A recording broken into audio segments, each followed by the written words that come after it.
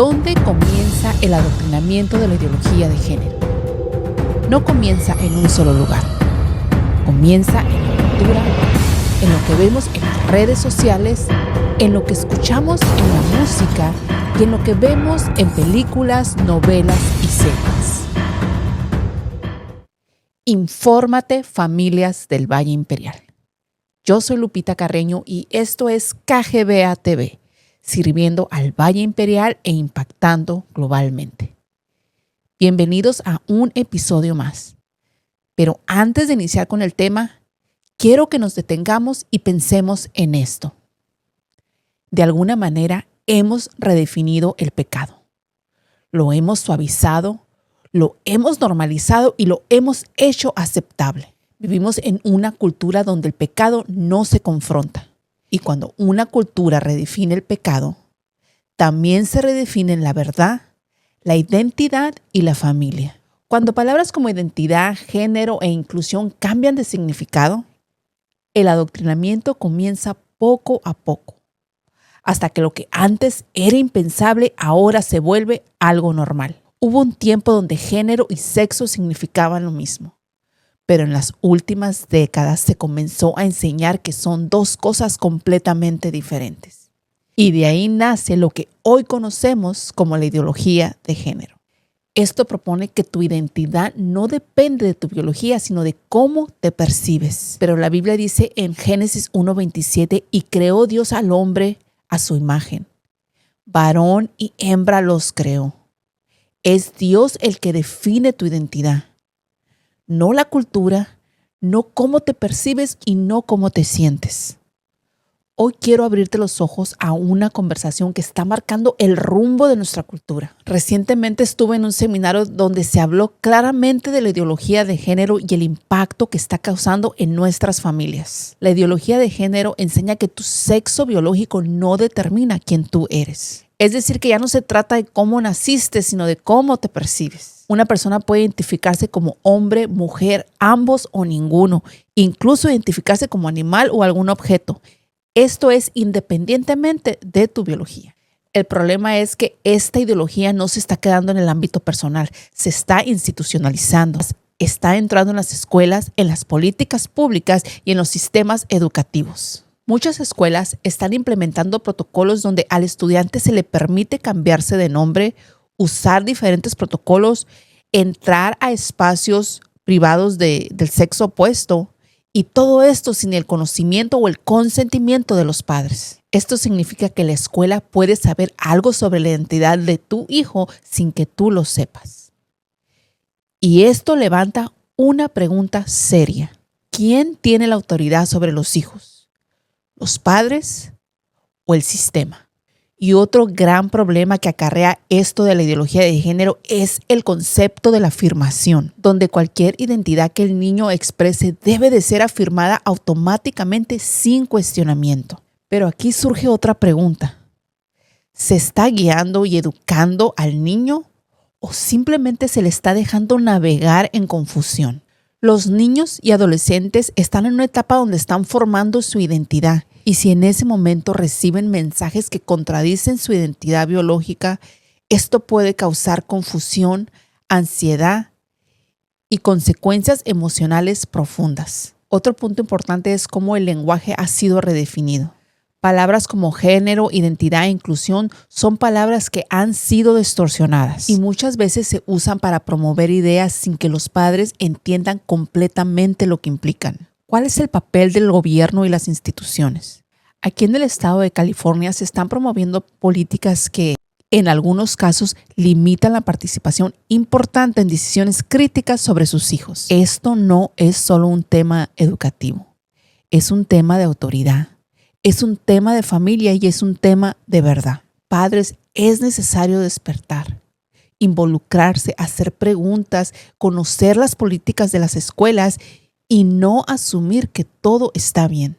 Porque si los padres no están presentes, alguien más va a tomar ese lugar. En los últimos años, el debate sobre la ideología de género y las intervenciones médicas en menores han cobrado fuerza en Estados Unidos, con California como epicentro de varias controversias legales.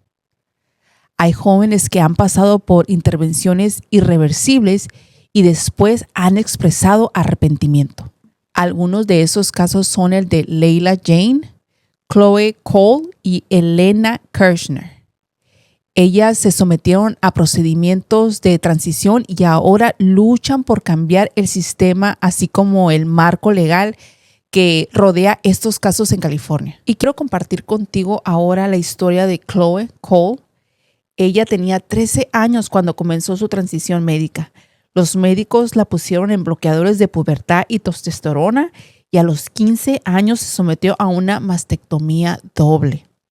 En su testimonio ante el Congreso, Chloe relató cómo los médicos presionaron a sus padres con un argumento devastador. Ella dice, les preguntaron a mis padres, ¿quieres una hija muerta o un hijo transgénero vivo? Y menos de un año después de su mastectomía doble, Chloe comenzó a destransicionarse. La historia de Layla Jane, ella también conocida como Kayla, comenzó su transición médica cuando tenía solamente 10 años. Ella cursaba el 4º grado y a los 13 años se sometió a una mastectomía doble.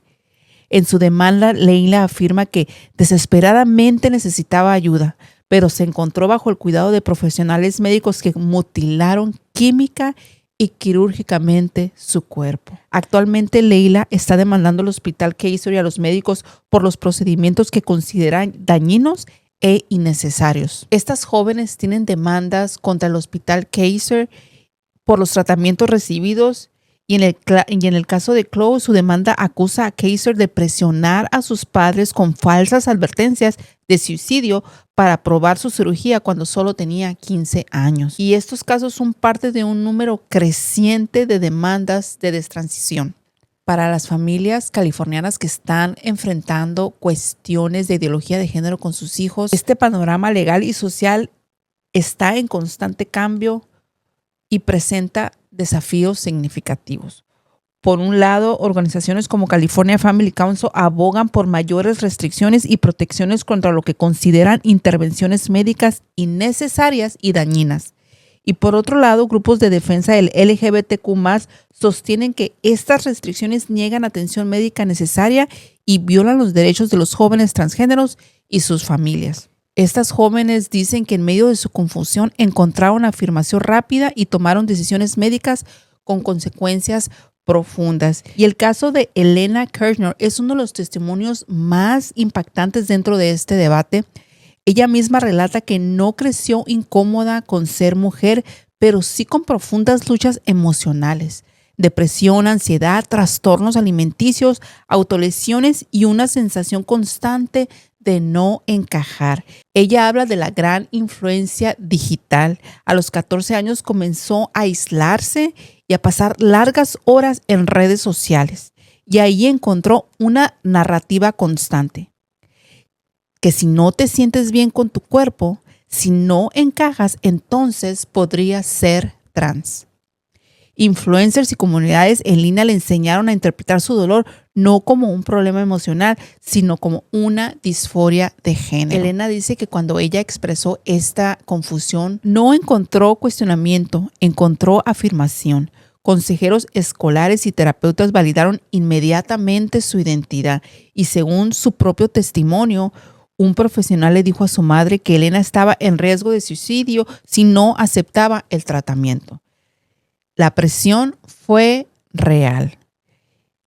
A los 17 años, Elena ya estaba convencida de algo, que su única oportunidad de ser feliz era transicionar. Creía que si no lo hacía, su vida no tenía salida. Y poco después de cumplir 18 años, acudió a Planned Parenthood. Ella relata que la consulta duró aproximadamente 1 hora y afirma que no hubo un análisis profundo de su historial emocional y que al parecer segura, se le permitió avanzar rápidamente. Elena misma dice que pidió una dosis alta de testosterona y afirma que le recetaron aproximadamente 100 miligramos por semana, que es la máxima dosis. Y así comenzó su transición médica. Pero lo que vino después fue alarmante. Ella describe incapacidad de llorar, ataques de ira, paranoia, pérdida de control emocional. Su salud mental empeoró severamente y fue hospitalizada 2 veces. Y según su testimonio, en ningún momento se señaló la testosterona como una posible causa de sus crisis. Después de meses, Elena comenzó a cuestionar todo y tomó una decisión clave: dejar las hormonas. Y ella afirma que poco a poco esos síntomas empezaron a desaparecer. Hoy Elena advierte que su dolor fue interpretado como algo que no era y que la combinación de redes sociales y afirmación inmediata la llevaron por un camino rápidamente que ahora cuestiona profundamente.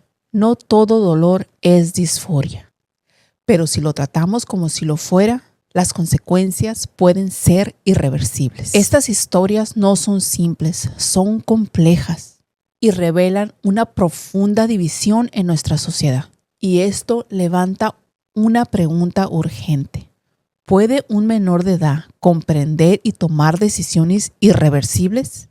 Pero esto ya se refleja en las leyes aquí en California. La AB 727, que son los recursos LGBTQ+ en escuelas. La AB 665, que son servicios de salud mental sin el conocimiento y la autorización de los padres. La SB 107, que protege a tratamientos en menores. Y la AB 495, que estuvimos hablando aquí en la radio sobre la autoridad y decisiones en menores. ¿Dónde quedan los padres? Escucha esto con claridad. Las personas que luchan con la identidad no son el enemigo. Son personas que están sufriendo y deben de ser tratadas con respeto, con dignidad y con amor. Pero también debemos hablar verdad. Jesús dijo en Juan 8:32, y conoceréis la verdad, y la verdad os hará libre. La transformación real no viene de una ideología, viene del Evangelio, porque el problema no es solo de identidad, es el corazón. Cuando quitamos a Dios, quitamos la referencia. Y cuando no hay referencia, todo se vuelve relativo. Pero Dios ya definió la verdad. Estamos viviendo tiempos difíciles y por eso no podemos quedarnos callados. Debemos hablar la verdad con amor pero con firmeza, porque esto no es solo política, es el corazón de nuestros hijos. Tenemos una responsabilidad. Como ciudadanos debemos involucrarnos, debemos informarnos, participar y votar, para que personas con valores lleguen a posiciones de autoridad. La Biblia dice en Proverbios 29:2 que cuando los justos gobiernan, el pueblo se alegra. Yo soy Lupita Carreño y esto fue Infórmate Familias del Valle Imperial.